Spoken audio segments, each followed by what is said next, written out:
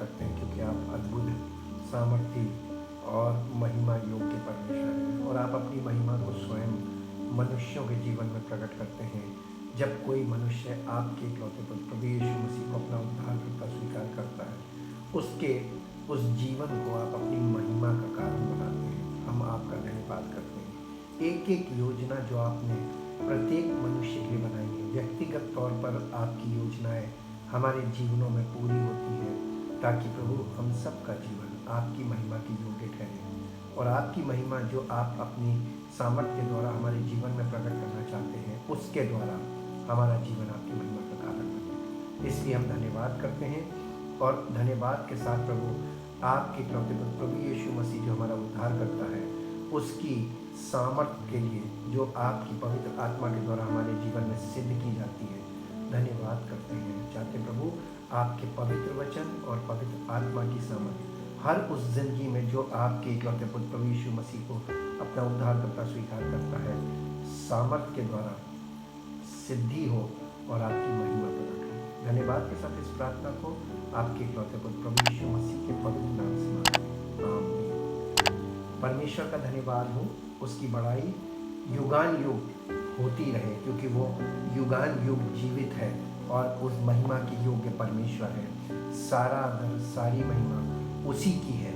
हम तो उसकी महिमा के पात्र बनते हैं। आज हम एक कदम और आगे बढ़ेंगे यीशु मसीह की मृत्यु को समझने के लिए, और आज हम इस बात पे मनन करेंगे, death of Jesus his blood part 1, यानी यीशु मसीह की मृत्यु और उसका लहू।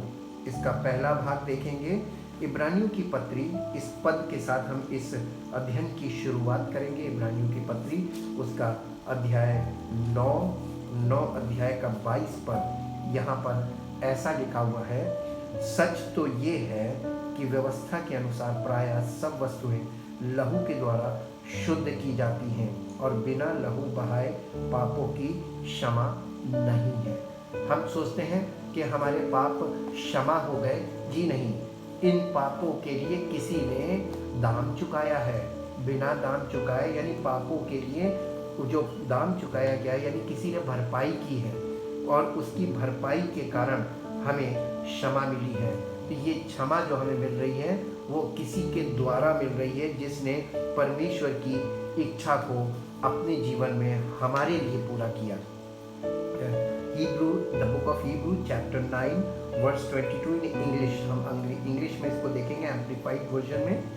In fact, under the law, almost everything is purified by means of blood, and without the shedding of blood, there is neither release from sin and its guilt, nor the remission of due and merited punishment for sin.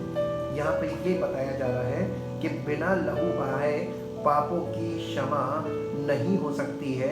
इसका मतलब ये है कि पाप की जो मजदूरी है वो मृत्यु है, और जब तक कोई व्यक्ति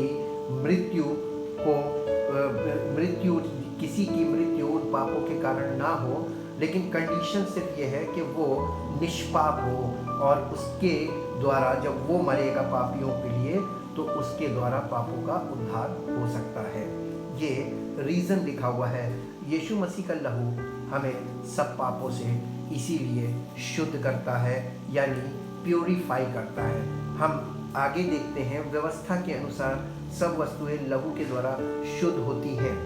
शुद्ध का मतलब प्योरीफाई से है, सफाई से नहीं। हमें शुद्धिकरण और स्नान के द्वारा साफ होने में अंतर समझना चाहिए। हम साफ सफाई में ज़्यादा ध्यान देते हैं, लेकिन शुद्धिकरण में हम बिल्कुल भी समझ नहीं रखते आत्मिक तौर पर। Difference between purification and cleansing, यानी साफ होने में और स्वच्छ होने में और शुद्ध होने में हमें अंतर मालूम करना चाहिए, ताकि हमें ये पता चले कि यीशु मसीह के लहू से हमें क्या चीज़ मिलती है। शुद्धिकरण भीतर होता है और साफ सफाई सदैव बाहरी क्रिया है। जैसे हम शरीर को स्नान करते हैं तो हमारा शरीर साफ हो जाता है, लेकिन कुछ देर बाद फिर गंदा होता है।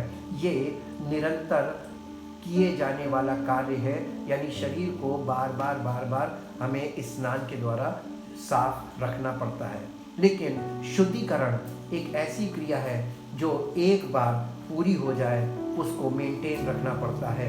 मत्ती रचित सुसमाचार 3 अध्याय में चलेंगे। मत्ती रचित सुसमाचार के 3 अध्याय में और 3 अध्याय मत्ती रचित सुसमाचार अध्याय 23 मत्ती रचित सुसमाचार का 23 अध्याय में चलेंगे। चैप्टर 23 23 अध्याय और 23 अध्याय के 25 और 26 पद को हम देखेंगे। हे कपटी शास्त्रियों और फरीसियों, तुम पर हाय। ये यीशु मसीह स्वयं बोल रहे हैं। हे कपटी शास्त्रियों और फरीसियों, तुम पर हाय।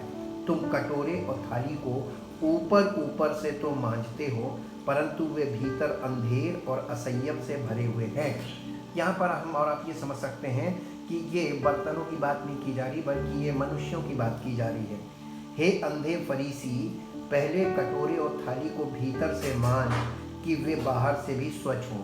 पहले किधर से सफाई किधर से शुरू होनी चाहिए? शुद्धिकरण से स्वच्छ की ओर हमें चलना चाहिए। शुद्धिकरण का मतलब होता है हमारा मन, हमारा हृदय वो शुद्ध होना चाहिए। और वो कैसे शुद्ध हो? क्योंकि हम तो पापी हैं और हमारे मन में जो विचार निरंतर उत्पन्न होते हैं वो कभी भी अच्छे विचार नहीं होते हैं, बल्कि कुटिल विचार उत्पन्न होते हैं, जिसे इविल थॉट्स बोला गया है। शुद्धिकरण भीतर से ही होता है। यहाँ भीतर शुद्धिकरण से तात्पर्य मनुष्य के हृदय और मन की शुद्धि से है। बाहर से तात्पर्य देह को शारीरिक साफ सफाई के विषय में चर्चा करते हैं, परंतु हृदय और मन की शुद्धता के विषय में अज्ञान है। मत्ती रचित सुसमाचार के 5 अध्याय के 8 पद में देखेंगे। मत्ती रचित सुसमाचार और उसका 5 अध्याय और उसका 8 पद यहाँ पर इस प्रकार से लिखा हुआ है। मत्ती 5 का 8 यहाँ लिखा है, धन्य है वे जिनके मन शुद्ध हैं, क्योंकि वे परमेश्वर को देखेंगे। कौन परमेश्वर को देख सकता है? केवल जिनके मन शुद्ध है, जिनके मन शुद्ध हैं, जिनके मन साफ है। नहीं लिखा है। साफ में और शुद्ध में अंतर होता है। कई बार लोग इस बात का तर्क रखते हैं हमारा मन बिल्कुल साफ है, लेकिन परमेश्वर का वचन हमें मन साफ की बात नहीं करता, बल्कि शुद्ध मन की बात करता है, शुद्ध हृदय की बात करता है। किसका हृदय शुद्ध हो सकता है? इसे हम इंग्लिश में भी देखेंगे। इंग्लिश एम्प्लीफाइड वर्जन में the book of Matthew chapter 5 verse 8, और यहाँ इस प्रकार से लिखा है, ब्लेसेड। ब्लेसेड, धन्य का मतलब है blessed, happy, enviably fortunate and spiritually prosperous, possessing the happiness produced by the experience of God's favor and especially conditioned by the revelation of His grace, regardless of the outward condition। यानी हमारी बाहरी स्थिति चाहे जैसी भी हो, लेकिन हमारे हृदय की स्थिति शुद्ध होनी चाहिए। बाहरी तौर पर हम चाहे गंदे ही हों, हमने स्नान ना किया हो, लेकिन हृदय हमारा अंदर से शुद्ध होना चाहिए। परमेश्वर हृदय की शुद्धता पर ध्यान लगाता है, हृदय की शुद्धता देखता है, और मनुष्य बाहरी साफ सफाई पर ध्यान रखता है। Are the pure in heart for they shall see God, यानी जो हृदय के शुद्ध हैं वो परमेश्वर को देख सकते हैं। भजन संहिता 24 अध्याय के 3 और 4 पद में इस शुद्धता के विषय में पहले भी बताया गया है। पुराने नियम में भजन संहिता उसका 24 अध्याय उसका 3 और 4 पद यहाँ पर इस प्रकार से इस चीज को बताया गया है, ताकि हम ये समझें कि परमेश्वर कहना क्या चाहता है, हृदय की शुद्धता से तात्पर्य क्या है। 24 अध्याय का 3 पद, यहोवा के पर्वत पर कौन चढ़ सकता है? ये परमेश्वर की उपस्थिति में जाने की बात हो रही है। और उसके पवित्र स्थान में कौन खड़ा हो सकता है? ये बहुत महत्वपूर्ण प्रश्न है। जिसके काम निर्दोष और हृदय शुद्ध है।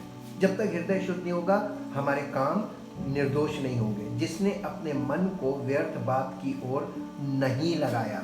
आप और हम कई बार व्यर्थ बातों में मन लगाने लगते हैं, और ना कपट से शपथ खाई हो, यानी हम परमेश्वर की ओर मन लगाने के बजाय व्यर्थ बातों में मन लगाने लगते हैं कि हम ऐसा करेंगे तो ऐसा हो सकता है, हम ये करें तो ऐसा होगा। लेकिन परमेश्वर हमसे कुछ करने को नहीं कह रहा है। हृदय की शुद्धता की बात हो रही है, और हृदय की शुद्धता से मतलब क्या है उसको यहाँ पर डिफाइन किया जा रहा है। और 5वें पद में लिखा है वो, यानी जो जिसका हृदय शुद्ध है वो यहोवा की ओर से आशीष पाएगा और अपने उद्धार करने वाले परमेश्वर की ओर से धर्मी ठहरेगा। परमेश्वर उसी को धर्मी ठहराता है जिसका हृदय शुद्ध है।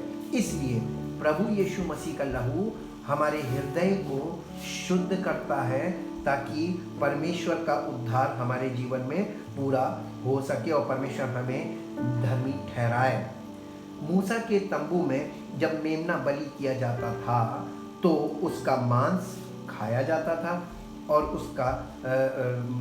उसका मांस खाया जाता था, और जो खाने योग्य चीज़ें नहीं होती थी जैसे अकड़ियाँ इत्यादि को जलाया जाता था और उसका लहू पवित्र स्थान में चढ़ाया जाता था, क्योंकि लहू से तात्पर्य उसके प्राण से था, क्योंकि लहू ही प्राण है।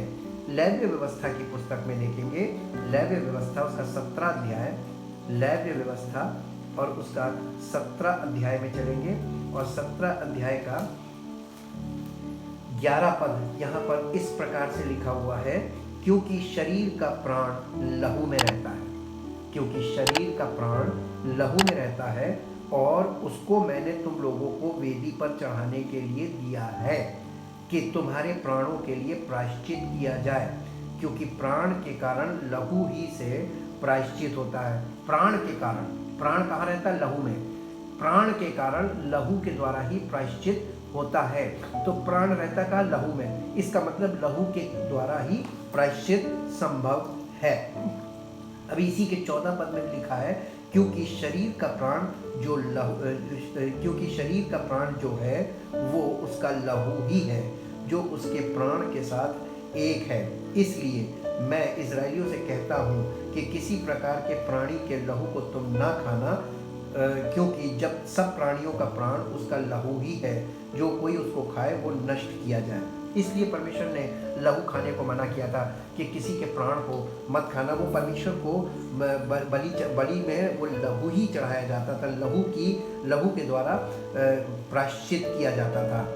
यीशु मसीह ने जो निष्कलंक और निर्दोष मेमना था, समस्त मानव जाति के लिए अपना लहू परमेश्वर के सामने निर्दोष बहाया।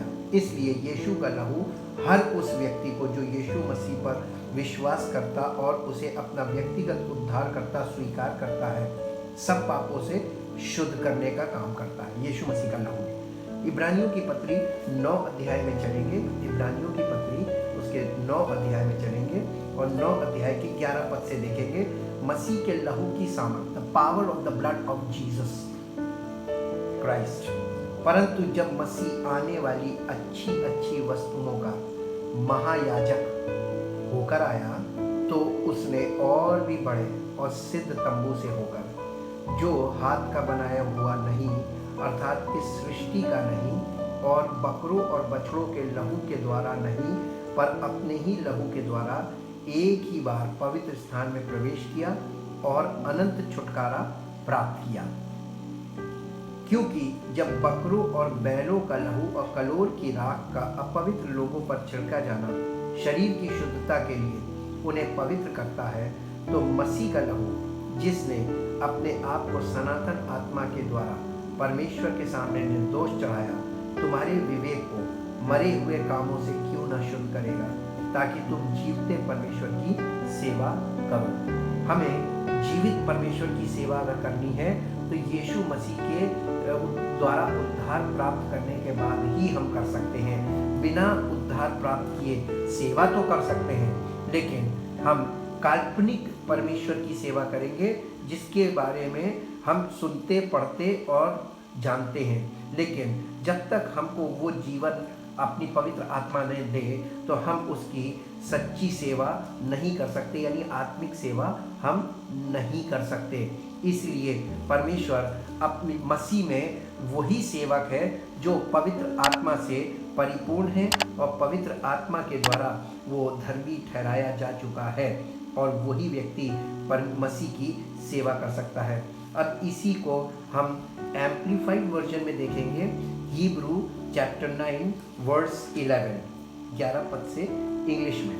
But that appointed time came when Christ the Messiah appeared as a high priest of the better things that have come and are to come. Then through the greater and more perfect tabernacle, not made with human hands, that is not a part of this material creation, जो इस सृष्टि का नहीं, he went once for all into the holy of holies of heaven, not by virtue of the blood of goats and calves, by which to make reconciliation between God and man, but his own blood, having found and secured a complete redemption and everlasting release for us। यानी हमारे लिए अनंत छुटकारे के लिए यीशु मसीह का लहू हमारे जीवन में कार्य करता है। For if the mere sprinkling of unholy and defiled persons with blood of goats and bulls and with the ashes of a burnt heifer is sufficient for the purification of the body, यानी शरीर को शुद्ध करने के लिए पुराने नियम में जो बकरों बछड़ों का लहू छिड़का जाता था, कलोर की राख लगाई जाती थी, वो उन्हें शुद्ध कर सकता था शारीरिक तौर पर। तो इसको कंपेयर किया जा रहा है यीशु मसीह के लहू से। How much more surely shall the blood of Christ, who by virtue of his eternal spirit, his own pre-existent divine personality, has offered himself as an unblemished sacrifice to God, purify our consciences from dead works and lifeless observances to serve the ever-living God. Christ the Messiah is therefore the negotiator and mediator of an entirely new agreement, यानी new testament या new covenant, so that those who are called and offered it may receive the fulfillment of the promised everlasting inheritance, since a death has taken place which rescues and delivers and redeems them from the transgressions, यानी committed under the old first agreement। इसको हिंदी में पढ़ते हैं 15वें पद को। इसी कारण वो नई वाचा का मध्यस्थ है, ताकि उसकी मृत्यु के द्वारा जो पहली वाचा के समय के अपराधों से छुटकारा पाने के लिए हुई है, बुलाए हुए लोग प्रतिज्ञा के अनुसार अनंत मीरास को प्राप्त करें। यीशु मसीह के लहू के द्वारा हम अनंत मीरास को प्राप्त करने के योग्य बनते हैं, यानी हमें इनहेरिटेंस मिल जाती है यीशु मसीह के द्वारा छुटकारा पाकर, पापों से छुटकारा पाकर, जो पुराने नियम के अंतर्गत आता है, यानी व्यवस्था के अनुसार। अब इसी को ये प्रभु यीशु मसीह के लहू की सामर्थ का वर्णन है। रोमियो की पत्री उसका 3 अध्याय में चलेंगे। रोमियो की पत्री उसका 3 अध्याय और 3 अध्याय के 21 पद से देखेंगे। परंतु अब व्यवस्था से अलग परमेश्वर की वो धार्मिकता प्रकट हुई है, जिसकी गवाही व्यवस्था और भविष्यवक्ता देते हैं, अर्थात परमेश्वर की वो धार्मिकता जो यीशु मसीह पर विश्वास करने से सब विश्वास करने वालों के लिए है। क्योंकि कुछ भेद नहीं, इसलिए कि सबने पाप किया है और परमेश्वर की महिमा से सब रहित है, परंतु उसके अनुग्रह से उस छुटकारे के द्वारा जो मसीह यीशु में है सेंत में धर्मी ठहराए जाते हैं। सेंत में का मतलब होता है विदाउट एनी वर्क, यानी बिना धर्म का कोई काम किए, बिना छुटकारे के लिए कोई धर्म का काम किए बिना वो धर्मी ठहरा दिए जाते हैं। कैसे? परमेश्वर ने हमारे लिए वो काम किया जो हम नहीं कर सकते थे अपने छुटकारे के लिए। उसे परमेश्वर ने उसके लहू के कारण एक ऐसा प्रायश्चित ठहराया जो विश्वास करने से कार्यकारी होता है, कि जो पाप पहले किए गए और जिन पर परमेश्वर ने अपनी सहनशीलता के कारण ध्यान नहीं दिया, उनके विषय में वो अपनी धार्मिकता प्रकट करे, वरन इसी समय उसकी धार्मिकता प्रकट हो कि जिससे वो आप ही धर्मी ठहरे और जो यीशु पर विश्वास करे उसका भी धर्मी ठहराने वाला हो।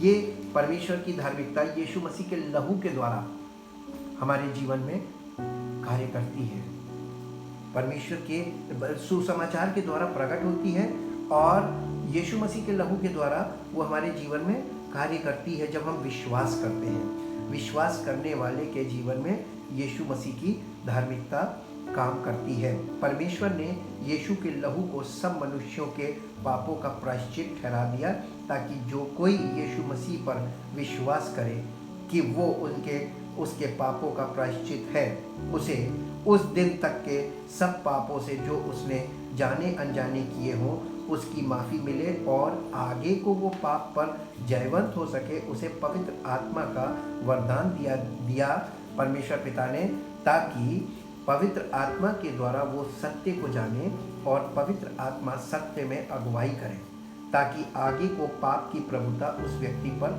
ना हो और उसका शेष जीवन पवित्र आत्मा के द्वारा चलने वाला हो जाए। जैसे रोमियो की पत्री उसके 8 अध्याय में चलेंगे।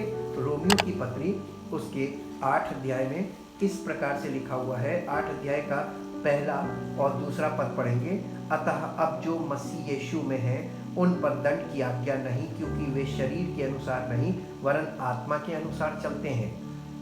क्योंकि जीवन की आत्मा की व्यवस्था ने मसीह यीशु में मुझे पाप की और मृत्यु की व्यवस्था से स्वतंत्र कर दिया।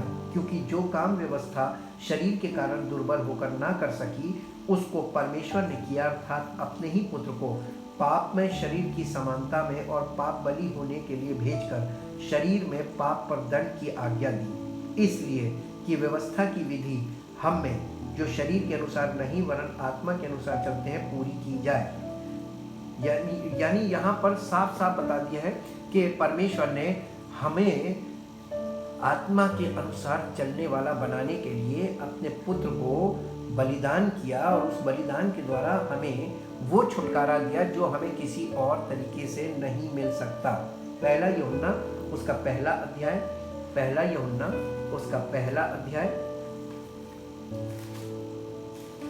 पहला यूहन्ने का पहला अध्याय और पहले अध्याय का 5 पद से देखेंगे। जो समाचार हमने उससे सुना और तुम्हें सुनाते हैं वो ये है कि परमेश्वर ज्योति है और उसमें कुछ भी अंधकार नहीं। यदि हम कहें कि उसके साथ हमारी सहभागिता है और फिर अंधकार में चले तो हम झूठे हैं और सत्य पर नहीं चलते।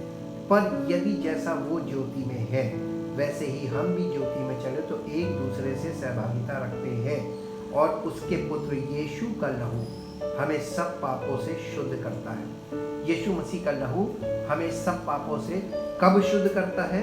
जब हम उसके यीशु मसीह, जैसे उसने कहा था मैं जगत की ज्योति हूँ, जो कोई मेरे पीछे जो कोई मुझ पर विश्वास करेगा वो अंधकार में ना चलेगा। और अगर आप यीशु मसीह पर विश्वास करते हैं और अंधकार में चल रहे हैं तो आप झूठे हैं, क्योंकि आप उस पर विश्वास नहीं करते। क्योंकि यीशु मसीह ने कहा कि जो कोई मुझ पर विश्वास करता है वो अंधकार में नहीं चलेगा। यूहन्ना रचित सुसमाचार पढ़ लीजिए मेरे साथ निकाल के, ताकि पता चल जाए कि ये बात उसने कही थी। यूहन्ना रचित सुसमाचार के 8 अध्याय में और उसके 12 पद में लिखा है, यीशु ने फिर लोगों से कहा, जगत की ज्योति मैं हूँ, जो मेरे पीछे हो लेगा वो अंधकार में ना चलेगा परंतु जीवन की ज्योति पाएगा। जो कोई मेरे पीछे हो लेगा वो अंधकार में न चलेगा परंतु जीवन की ज्योति पाएगा। और अगर हम कहते हैं कि हम यीशु मसीह के पीछे चल रहे हैं, हम उस पर विश्वास करते हैं, हम विश्वासी हैं, हम मसीही हैं और हम अंधकार में चल रहे हैं, तो हम झूठे ठहरते हैं। क्योंकि यहाँ पर लिखा है यदि हम कहें कि उसके साथ हमारी सहभागिता है, यानी हम उसके साथ चलते हैं, हम उस पर विश्वास करते हैं और फिर अंधकार में चलें, तो हम झूठे हैं और सत्य पर नहीं चलते। सत्य पर चलने वाला व्यक्ति ही प्रकाश में चलेगा। पर यदि जैसा वो ज्योति में है, यानी प्रभु यीशु मसीह, जैसे पिता ज्योति में है, वैसे ही हम भी यदि ज्योति में चले तो एक दूसरे से सहभागिता रखते हैं। तब यानी यीशु मसीह का मैं जगत की ज्योति हूँ, वो पिता ज्योति है, तो पिता की ज्योति कौन है? पुत्र प्रभु यीशु मसीह। प्रभु यीशु मसीह वो ज्योति है जो परमेश्वर के लिए बताया गया। परमेश्वर ज्योति है, परमेश्वर की ज्योति उसका इकलौता पुत्र प्रभु यीशु मसीह, जो संसार में जिसने परमेश्वर को प्रकट किया, यानी वो ज्योति जो परमेश्वर ज्योति है, उस ज्योति को लोग ने यीशु मसीह के द्वारा जाना और जान सकते हैं। और वही ज्योति यदि हम उस ज्योति में चले, हम उस ज्योति में चले यीशु मसीह ने यहाँ पर वादा क्या किया था, यदि कोई जो मेरे पीछे हो लेगा वो अंधकार में ना चलेगा परंतु जीवन की ज्योति पाएगा। जीवन की ज्योति क्या है? जीवन की ज्योति ये है कि अगर हम ज्योति में चलें तो एक दूसरे से सहभागिता रखते हैं और उसके पुत्र प्रभु यीशु का लहू हमें सब पापों से शुद्ध करता है। कब करता है? जब हम ज्योति में चलना शुरू करते हैं तब यीशु मसीह का लहू हमें पापों से शुद्ध करना शुरू करता है। यदि आज तक आपने परमेश्वर के वचन को खूब सुना है और अगर आप अभी तक उसको एक्सेप्ट नहीं करते और उस पर फॉलो नहीं करते हैं, इसका मतलब अभी आपने चलना शुरू नहीं किया है। आप जब तक चलेंगे नहीं तब तक आपको पापों से आपको शुद्धि नहीं मिलेगी। आपके उसका लहू, यीशु मसीह का लहू हमें सब पापों से कब शुद्ध करेगा? जब हम ज्योति में चलना शुरू करते हैं। और इसलिए हम इसके साथ एक पद और देखेंगे जो आपको मिलेगा, पहला पत्रस की पत्री, उसका पहला अध्याय, पहला पत्रस और उसका पहला अध्याय और पहले अध्याय का 18 पद से पढ़ेंगे। क्योंकि तुम जानते हो कि तुम्हारा निकम्मा चाल चलन जो बाप दादों से चला आता है उससे तुम्हारा छुटकारा चांदी सोने अर्थात नाशमान वस्तुओं के द्वारा नहीं हुआ पर निर्दोष और निष्कलंक मेमने अर्थात मसीह के बहुमूल्य लहू के द्वारा हुआ है। यानी यीशु मसीह का लहू बहुमूल्य लहू है, प्रेशियस ब्लड, उसके द्वारा हमारा छुटकारा होता है। निष्कलंक मेमने का लहू यानी यीशु मसीह का लहू के द्वारा हमारा छुटकारा होता है। उसका ज्ञान तो जगत की उत्पत्ति के पहले से ही जाना गया था पर अब इस अंतिम युग में तुम्हारे लिए प्रकट हुआ। उसके द्वारा तुम उस परमेश्वर पर विश्वास करते हो। किस परमेश्वर पर? उस परमेश्वर पर विश्वास करते हो जिसने उसे मरे हुओं में से जिलाया। परमेश्वर को हम कैसे जान सकते हैं? प्रभु यीशु मसीह के पुनरुत्थान से हम सच्चे परमेश्वर को पहचान सकता है जिसने उसे मरे हुओं में से जिलाया और महिमा दी कि तुम्हारा विश्वास और आशा परमेश्वर पर हो। कौन से परमेश्वर पर हो? जिसने पर अपने इकलौते पुत्र प्रभु यीशु मसीह को जो हमारे पापों के लिए मर गया, उसे परमेश्वर पिता ने जिलाया ताकि हम परमेश्वर को जाने और परमेश्वर को पहचान, हमको परमेश्वर तक पहुंचाने वाला या हमें उसकी पहचान बताने वाला कि सच्चा परमेश्वर कौन है, वो प्रभु यीशु मसीह ही तो हुआ। उसके पुनरुत्थान से हम परमेश्वर को समझ जाते हैं कि जो परमेश्वर मुर्दों को जीवित करता है वही सच्चा परमेश्वर है। और इस प्रकार हमें परमेश्वर की सच्ची पहचान प्राप्त होती है। तो हम क्यों ना प्रभु यीशु मसीह के द्वारा उद्धार पाएंगे? प्रभु यीशु मसीह के अलावा कोई और उद्धारकर्ता ना था, ना है और ना कभी होगा। इसलिए आइए हम अपने उद्धारकर्ता के सामने अपने आप को नतमस्तक करके अपने आप को समर्पित करें, क्योंकि हमारा समर्पण ही हमारे जीवन को परिवर्तित करेगा। जब हम परमेश्वर के आगे अपने आप को समर्पित करेंगे। हम परमपिता परमेश्वर का धन्यवाद करते हैं। आपने इन वचनों के द्वारा ये जानकारी तो प्राप्त कर ली कि यीशु मसीह के लहू की सामर्थ्य और यीशु मसीह के लहू के द्वारा हमारे पापों की क्षमा किस प्रकार होती है। अब हम कल इसका सेकंड पार्ट देखेंगे, यीशु मसीह के लहू के द्वारा हमें क्या क्या मिलता है और कैसे मिलता है, ताकि हम और उसके लहू का आदर करें।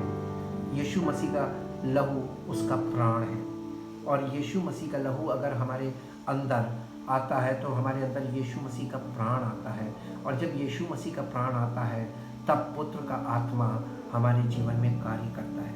थैंक यू परमपिता परमेश्वर, अपने आप को और सब सुनने वालों को जो बड़े मन से बड़े ध्यान से आपके वचन को सुन रहे हैं, जिन्होंने सुना है, जो बार बार सुनते हैं और जो इन बातों पर मन लगा रहे हैं और प्रभु सुनकर भूल नहीं जाते बल्कि इन बातों को स्मरण रखते हैं, उनके मन में ये बातें बनी रहती हैं। चाहते प्रभु आपकी पवित्र सामर्थ्य उनके जीवन में प्रकट हो, पवित्र आत्मा का कार्य उनके हृदय में हो और प्रभु उनका जीवन आपकी महिमा का कारण बने।